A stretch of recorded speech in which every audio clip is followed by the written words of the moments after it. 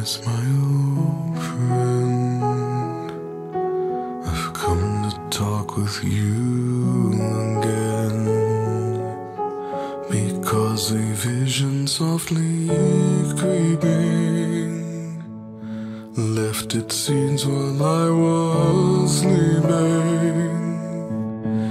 and the vision that was planted in my brain still remains within the sound of silence.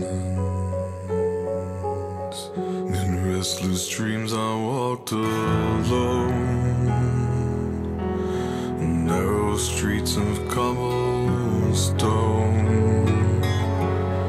neath the halo of a street lamp.